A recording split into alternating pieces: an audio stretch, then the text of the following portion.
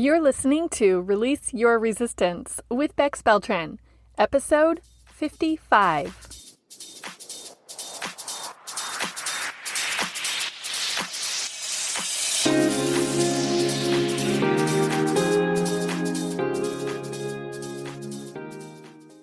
Welcome to Release Your Resistance. This is Bex.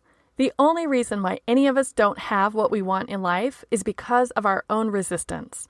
Right now, I'm learning how to recognize and release my resistance, and this podcast tells you how you can release your resistance so that you can live the exact life that you want. Let's get started.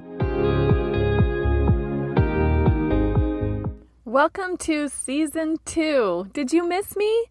I missed talking to you every week, but I have been thinking about you the whole time, thinking about what you're wondering about, thinking about what I want to tell you and what I want to share with you.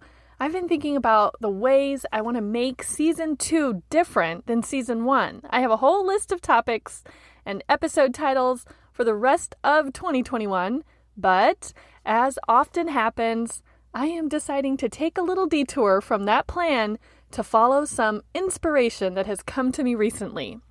Speaking of inspiration, I am floating on a wave of inspired action right now, and it is exciting and motivating and uplifting, and I want to share it with you. I hope you can feel what I'm feeling and get some of this for yourself. In fact, if you have missed me for the past few weeks and want to make up for lost time and hang out with me even more, I have the perfect opportunity for you in February that I will mention at the end of today's episode. But let's talk about today's topic, intangible generosity.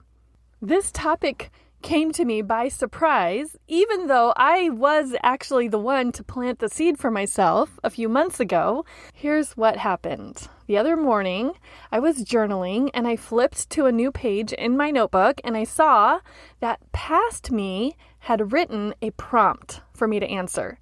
The prompt was, how can I be generous and abundant today? First of all, I don't know where past me got that prompt.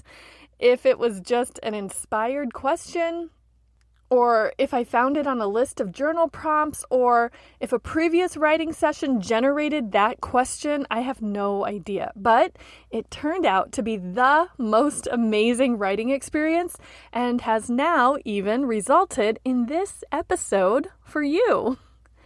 Secondly, if you are pressed for time or just feeling antsy and ready to go and take action right now, you could actually turn this episode off, please don't though, and go answer that question in your own journal, and this episode will have already paid for itself, right? Do you see how thinking about how you can be generous and abundant today is such a valuable use of your time and your energy, and it has so many far-reaching and long-lasting benefits. What a perfect example of an empowering question, right? Seriously, if you do decide to pause now and answer that question before listening to how I answered it, I would love to hear what you came up with. So maybe you can share it on your podcast. I'd listen to that. Or you could email me or just tell me about it next time we hang out. And thirdly, let's just get right into it. I want to tell you what that question brought up for me, what I realized, what it made me wonder about, what I researched as a result of thinking about it, and how I have implemented what I came up with. You will hear my ideas about how you can be generous even when you don't feel like you have anything to give, and you can practice intangible generosity in your life to see how it feels and to find out what you get when you give. I have a question for you. What do you think about, or what's your personal definition of the words generosity and abundance? When I thought about generosity, I thought of sharing or giving freely with no agenda and no expectation. And noticing that definition I came up with for myself made me wonder if something can still be generous if there are strings attached. For example, if someone gives you money for a specific purpose, or if they share advice with the expectation that you will implement that advice. Is that really generosity on the giver's part? If there are strings attached, is the generosity actually self-serving and therefore no longer generous? And here's where I contradict myself a little. Is generosity the same thing as altruism? I don't think so. Altruism is doing something that benefits someone else at a cost to yourself. And sometimes when we give to others, we end up costing ourselves that resource or that benefit. But I think we also get other benefits or other intrinsic rewards as a result of our generosity. So maybe it's okay if it's self-serving in that sense. And going back to that morning with that writing prompt, when I saw it, I was bought in. I believe in generosity. I like thinking about and feeling abundance.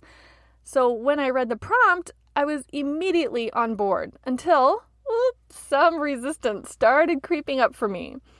One of my initial resistant thoughts when I saw that writing prompt that morning was something along the lines of, I have nothing to give, because I had been feeling particularly depleted up until that point.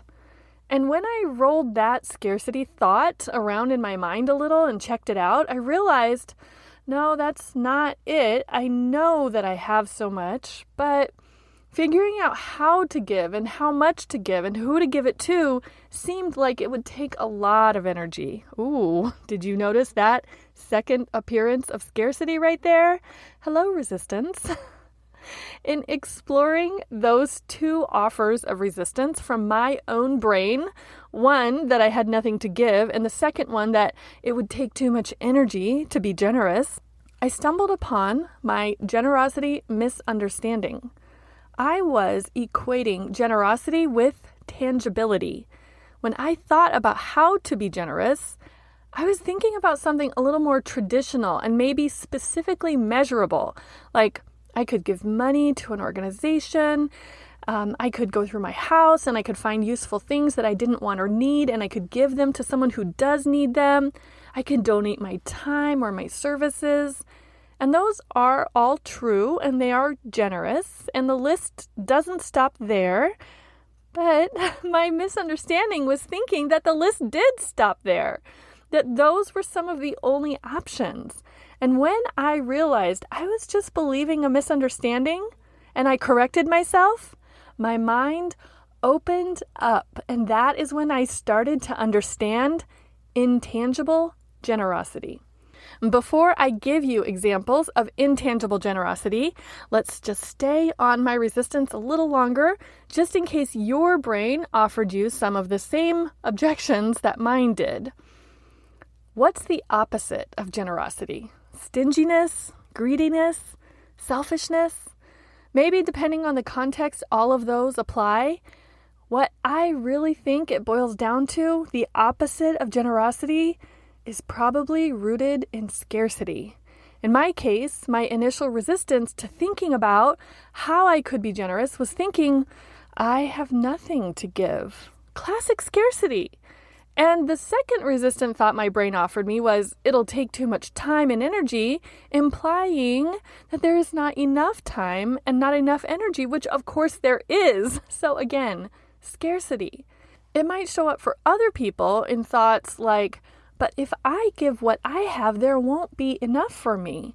Or there's only so much of this, so if I give it generously, then it'll be gone. And of course, when you are thinking and living in scarcity, you just attract more scarcity. That's what your brain is focused on and trained to recognize. But when you can break out of that habit or pattern or mood and see possibility and openness and abundance, then you get more of all of that. So what if, like me that morning, you think you have nothing to give? Maybe you're thinking, I'm empty, I'm exhausted, I have nothing. Notice those are your thoughts. Maybe they are true. Maybe you believe them and are committed to believing them. I am going to gently push back and say, maybe those thoughts are not 100% true. And wouldn't it be better if they weren't true? When I considered my own resistant thoughts, that I had nothing to give and no energy to figure it out, and I realized that didn't feel great, I wondered if intangible generosity would be easier, or maybe it would be easier to overcome my scarce thinking around the more familiar kind of generosity in that moment. And I just want to point out, my mind did not immediately jump from, I have nothing, to, oh, well, I guess I could think about intangible generosity. I didn't even think of that phrase until after I had already come through the whole experience and then looked back at it and realized I could organize all these examples into a named category because, I love to organize things. And I give all the credit for this exercise to having previously learned the benefit of asking empowering questions. I described these a little in the breakthroughs during coaching episodes. So if you listened to that and you learned about empowering questions and you're now using them and considering them, you get credit too. That morning, when I saw that journal prompt and noticed my own scarce thoughts, I asked myself empowering questions, which were the opposite to those scarce thoughts. What do I have? What can I give generously right now? How is my life so abundant right now? My brain went to work answering the new questions instead of continuing to find examples of how I have nothing and how I feel depleted and how it would be too much energy to figure out what to give in my current state. So here are some of the examples of intangible generosity that you can consider for yourself.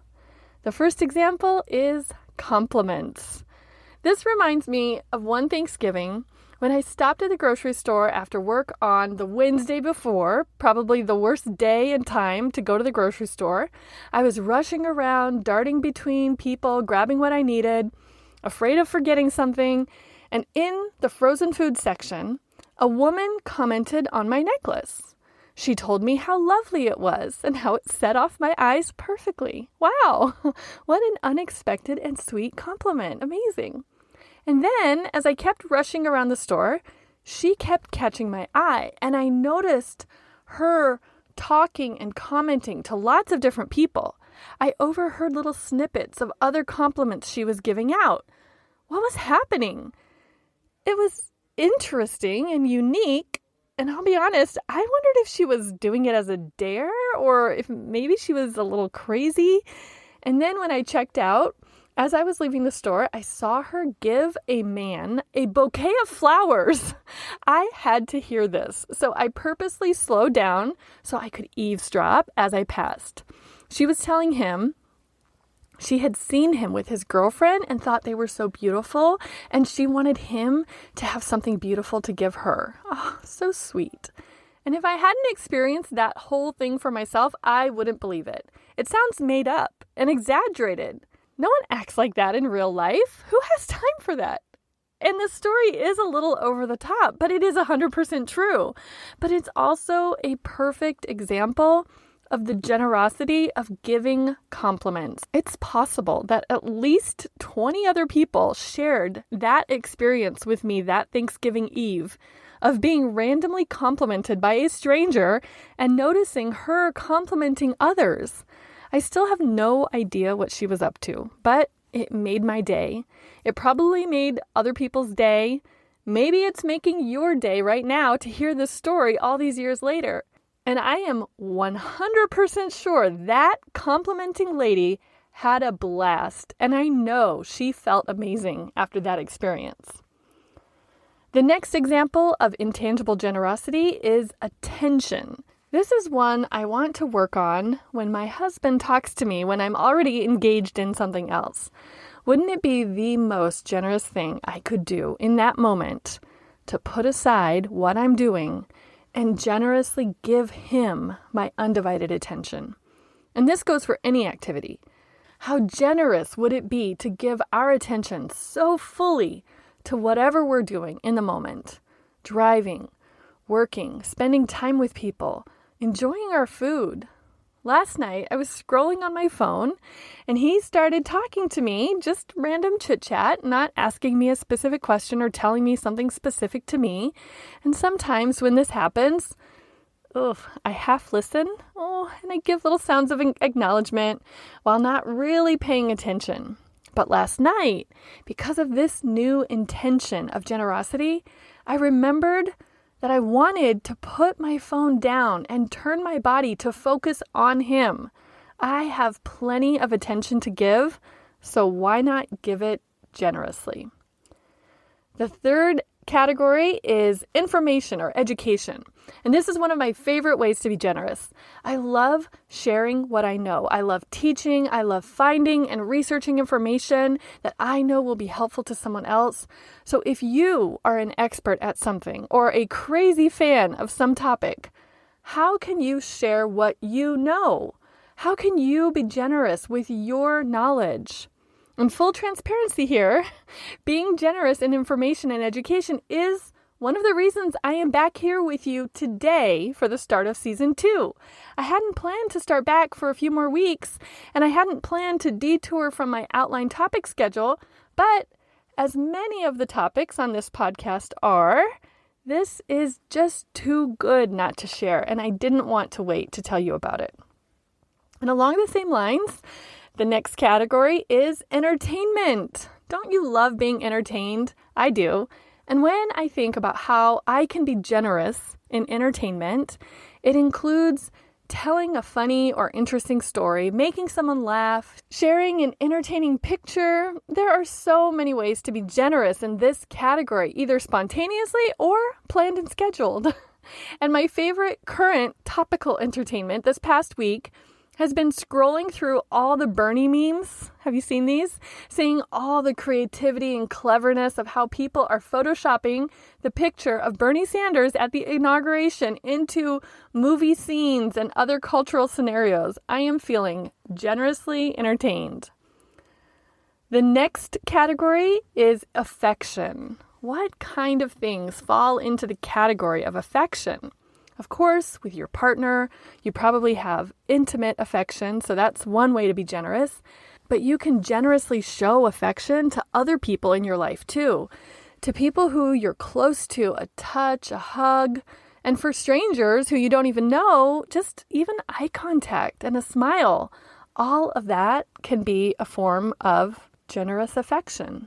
For the 6th and 7th categories, I will combine them together because while you can differentiate and come up with specific distinct examples for each one of them individually, they are pretty similar. They are help and support.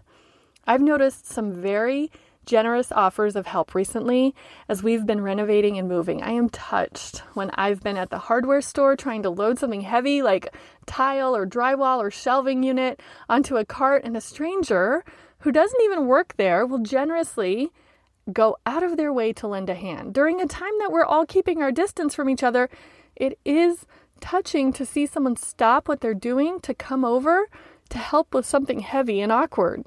And I have also been the grateful recipient of so much generous support from my friends and family in the last little while. So many people offering to help, sending thoughtful gifts, ordering food, just checking in with a text message. This display of generosity is a great example for me and has been so supportive. I've also been the grateful recipient of so much encouragement, which is the next category, from my coach recently. As I was working through some of my own thoughts and beliefs, I could see I was being hard on myself. But I really believed those thoughts. I thought those standards were necessary and required. Of course they weren't. And my coach's generous encouragement for me really helped me to consider alternate ideas and other perspectives that I didn't have access to on my own. Her encouragement gave me some beliefs that I could borrow from her until I believed them for myself. And finally, the last 2 categories are ones that I am really working to be more generous in, not only with other people, but with myself right now.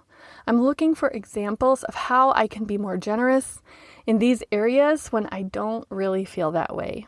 And I'm combining these 2 together Also, because they are similar, and I don't want to talk too much about them in this episode, they probably each deserve their own episodes. They are forgiveness and unconditional love.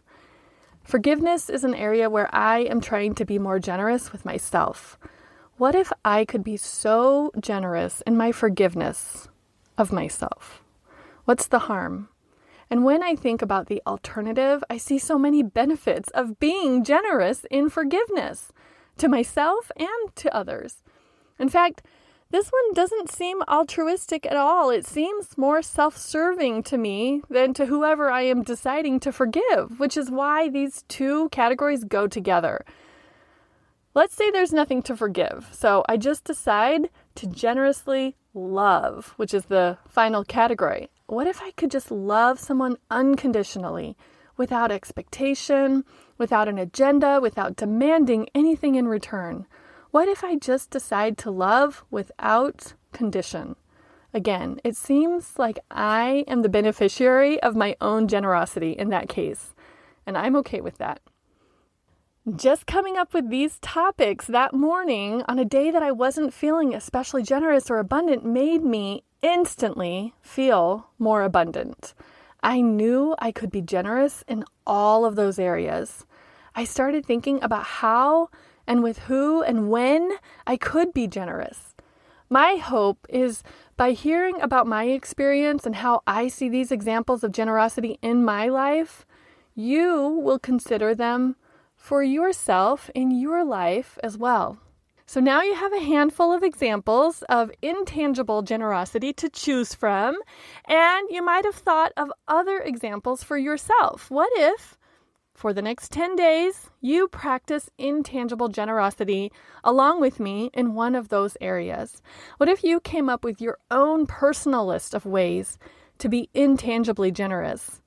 You can be generous even when you don't feel like you have anything to give. You can practice intangible generosity in your life to see how it feels and to find out what you get when you give. I want to hear how this works for you. What did you realize as you were listening to my examples and experience? And what are you thinking about trying for yourself? And before we go today, I want to remind you of one way that I am practicing intangible generosity in the information, support, and encouragement categories.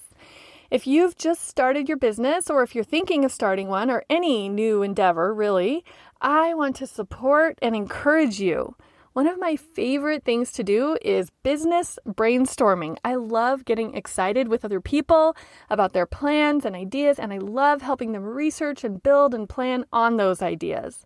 So in February, I am facilitating a business brainstorming and accountability group. It is going to be so helpful and so inspiring and fun, not overwhelming or frustrating at all. You can join me on Tuesday evenings. It's going to be amazing. So if you want more details or if you're ready to sign up, just go to bexb.org/BBAG. So that's BEXB, my website, .org, because I like to organize things, /BBAG. That stands for Business Brainstorming and Accountability Group. And that is it for today. I am so glad to be back with you here in season 2. I really have missed talking to you each week. So thank you for listening. Thank you for being here. Have a great week, and I will talk to you next Friday.